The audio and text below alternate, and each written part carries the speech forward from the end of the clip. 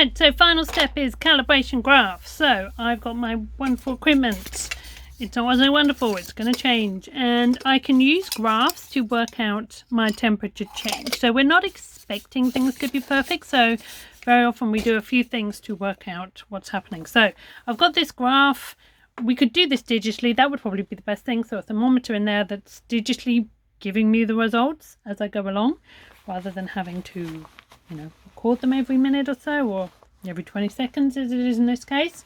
And that would give me a really nice graph. So we're going to assume to begin with that we have a really nice, well working, everything's going amazing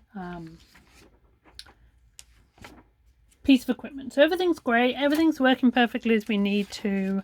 It's all insulated, there's no heat loss really anywhere.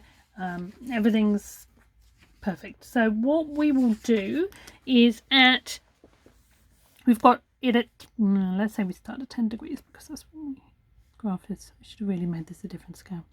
So we're going to have I can't even draw a straight line. We're going to have a constant temperature up until 40 seconds. And then I'm going to turn on my current. And what would happen is, depending on the mass and depending how much it is, we get a really nice kind of dot, dot, dot, kind of energy rise. And it keeps going until it reaches a certain point, and it would keep going and keep going and keep going, but then I've turned off my current. And then, because it's a really nice piece of equipment and it's pretty fancy, I get this really nice straight line like that. Because it's so well insulated and, it's only a few seconds and it's well made and there's no leaks and there's no missing holes or bits or weird stuff going on. And if we have this great stuff, so this is my turned on, this is my off, I can just use this value here.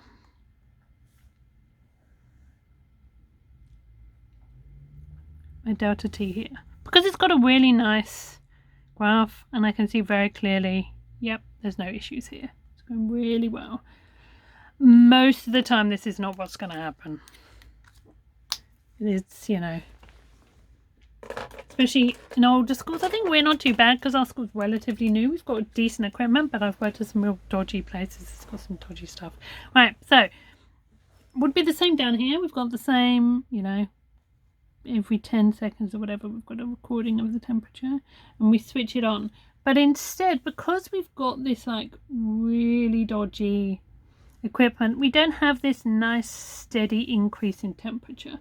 So we might get something that goes like this.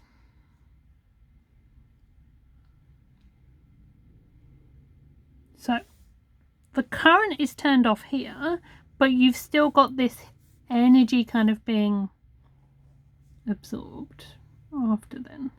And then it kind of will go down, maybe really quickly. Like that. Not the greatest drawing. Again, have a look in the textbook for better drawings. So that's what my temperature is doing. So it's not a great system.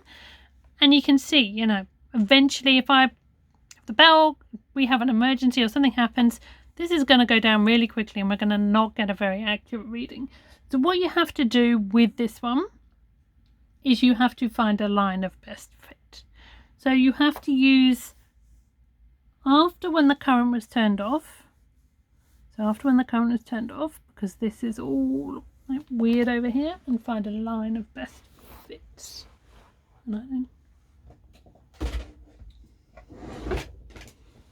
So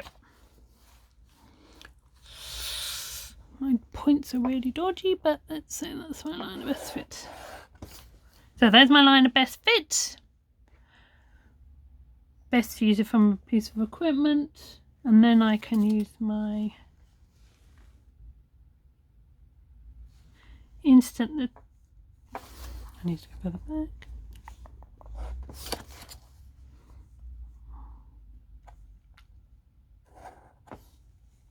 And then I use that to get my delta T.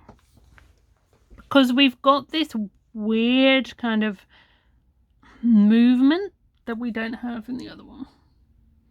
So we have to extrapolate to work out what in an ideal situation this delta t would have been. So it's just about extrapolating back and being able to compare that this one went up as soon as we turned it on and then stopped as we turned it off. This one lagged behind and then started to lose energy straight away. And it's fine that these two are different because we've got different bits of equipment. Probably this one was narrower. Yeah, different equipment. So that's our graphs. Most of the questions I've seen this are about getting these numbers or about comparing the two. So that's my last little bit, calibration graphs. And that's everything covered. Woohoo!